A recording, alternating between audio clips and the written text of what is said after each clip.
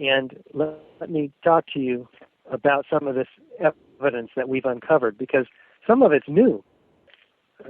Dr. Jones has very recently uncovered some very substantial, very rock-solid scientific evidence from the steel samples in the Twin Towers and from Building 7-2. You have tons of molten metal, and the firemen we have on video say this is flowing like lava.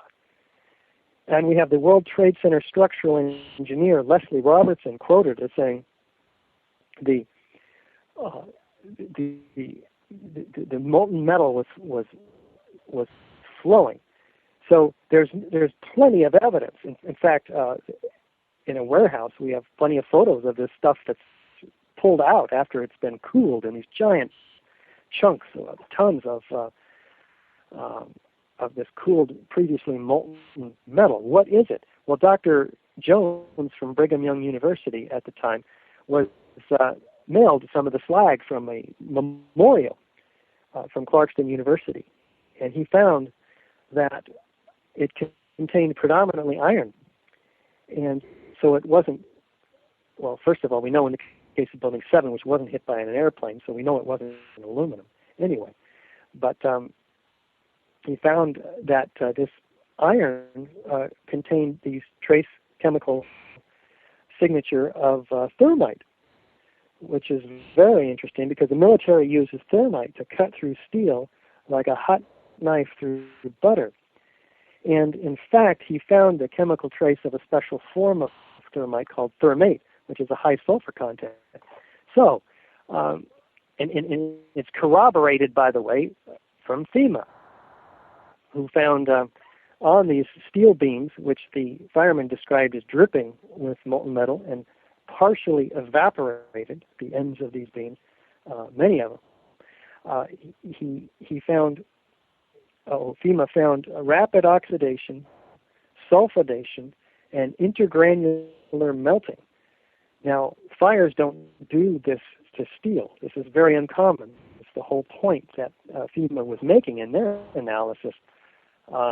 Unbeknownst to them, NIST would turn around and remove all of this evidence from their report, which took over from FEMA, NIST being the National Institute of Standards and Technology.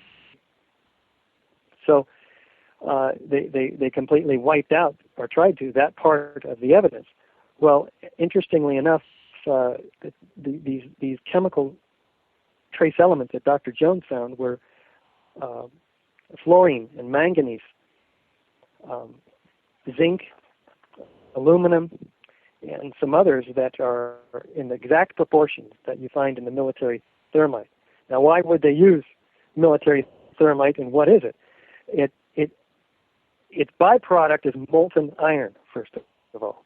So that explains the quantities of molten iron. If you're going to sever each beam to column connection, you're talking about hundreds and hundreds of these beams and columns, and the amount of molten iron produced would be tons, which is what they found. It all kind of rolls down to the lowest place in the building. So you have this thermite, which is used because of its kind of silent characteristics. In the case of Building 7, if you were going to bring down a building and blame it on fire, you wouldn't want it exploding all over the place. So this thermite is quieter than the typical C4 or RDX that they might use or do use in standard controlled demolitions.